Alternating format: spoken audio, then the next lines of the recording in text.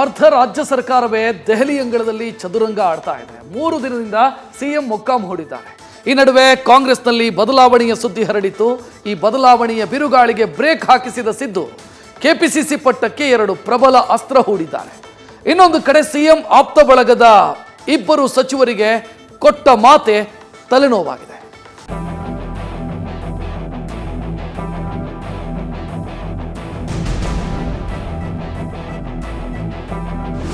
ಪಕ್ಷಕ್ಕೆ ಏನೆಲ್ಲ ಒಳ್ಳೇದಾಗಬೇಕು ಅದು ಬಹಳ ಇಂಪಾರ್ಟೆಂಟ್. ವ್ಯಕ್ತಿಗಿನ್ನ ಪಕ್ಷ ಮುಖ್ಯ ನನಗೆ.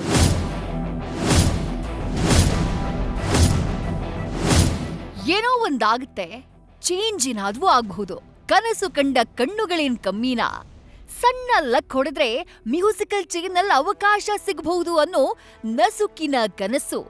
ಆದ್ರೆ ಎಚ್ಚೆತ್ತು ಪಿಳಿ ಪಿಳಿ ಬಿಟ್ಟ ಕಣ್ಣುಗಳಿಗೆ ಹೈಕಮಾಂಡ್ ನಿದ್ರಾಭಂಗ ಮಾಡಿದೆ. ಅದಕ್ಕೆ ಕಾರಣ ಯಥಾಸ್ಥಿತಿ ಅಂತ ಹೈಕಮಾಂಡ್ ನೀಡಿದ ತಥಾಸ್ತು ಎಂಬ ಕಟ್ಟಾಜ್ಞೆ.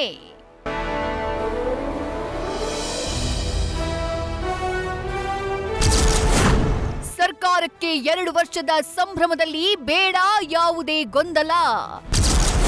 ಸದ್ಯಕ್ಕೆ ಬದಲಾವಣೆಗೆ ಕೈ ಹಾಕದಿರಲು ಹೈಕಮಾಂಡ್ ತೀರ್ಮಾನ.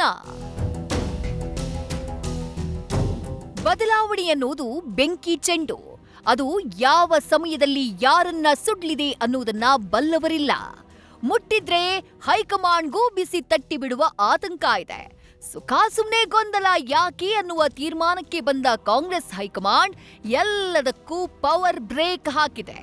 ಸದ್ಯಕ್ಕೆ ಬದಲಾವಣೆಗೆ ಕೈ ಹಾಕದೇ ಇರೋಕೆ ಕಾಂಗ್ರೆಸ್ ಹೈಕಮಾಂಡ್ ಸ್ಪಷ್ಟ ತೀರ್ಮಾನಕ್ಕೆ ಬಂದಿದೆ. ಕೆಪಿಸಿಸಿ ಅಧ್ಯಕ್ಷ ಸ್ಥಾನ, ಸಂಪುಟ ಪುನರ್ರಚನೆಗೆ ಹೈಕಮಾಂಡ್ ತಡೆ ಕೊಟ್ಟಿದೆ. ಸಿಎಂ ಸಿದ್ದರಾಮಯ್ಯ ಜೊತೆಗಿನ ಹೈಕಮಾಂಡ್ ಚರ್ಚೆ ವೇಳೆ ಹಲವು ಮಹತ್ವದ ವಿಚಾರಗಳ ಸುದೀರ್ಘ ಮಾತುಕತೆಯಾಗಿದೆ. ಮೇ 23ಕ್ಕೆ ರಾಜ್ಯದಲ್ಲಿ ಕಾಂಗ್ರೆಸ್ ಅಧಿಕಾರಕ್ಕೆ ಬಂದು 2 ವರ್ಷಗಳನ್ನ ಪೂರೈಸಲಿದೆ.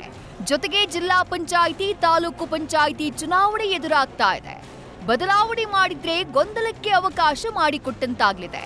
ಈ ಸಂದರ್ಭದಲ್ಲಿ ಯಾವುದೇ ತರಾತುರಿ ಬೇಡ ಅಂತ ಯಥಾಸ್ಥಿತಿಯನ್ನ ಮುಂದುವರಿಸೋಕೆ ಮನಸ್ಸು ಮಾಡಿದೆ.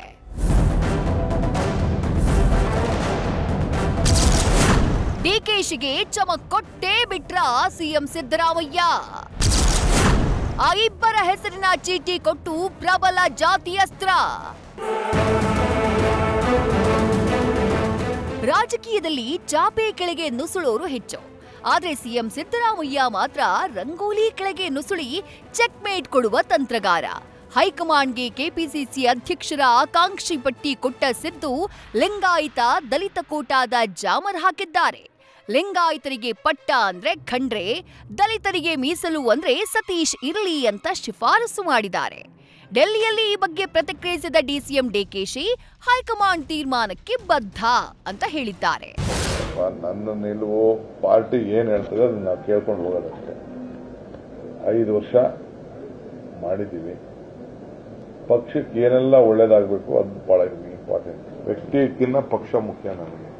ನಾವು ಬರೋದು ನಮ್ಮ ಡೆಲ್ಲಿಗೆ ಬಂದ್ಮೇಲೆ ನಮ್ಮ ಲೀಡರ್ಸ್ನೆಲ್ಲ ಭೇಟಿ ಮಾಡಲೇಬೇಕಲ್ಲಪ್ಪ. ಕಳೆದ 2 ದಿನಗಳಿಂದ ಸಾಕಷ್ಟು ಬೆಳವಣಿಗೆ ಆಗ್ತಾ ಇದೆ. ಏನ್ ಬೆಳವಣಿಗೆ? ಸಚಿವರು ಕೂಡ ಬಂದಿದ್ದಾರೆ.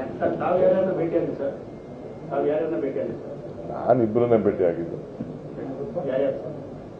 ವೇಣುಗೋಪಾಲ್, ಸುರ್ಜಿವಾಲ, ನಮ್ಮ ಸೆಂಟ್ರಲ್ ಮಿನಿಸ್ಟರ್. ಖರ್ಗೆ ಸಾಹೇಬ್ ಇಲ್ಲೇ ಭೇಟಿ ಮಾಡ್ತಾರೆ.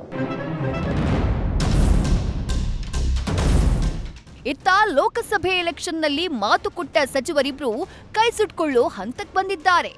ಸಂಪುಟದಿಂದ ಮಹದೇವಪ್ಪ ಖಂಡ್ರೆಯನ್ನ ಕೈ ಬಿಡೋ ಚರ್ಚೆಯಾಗ್ತಾ ಇದೆ.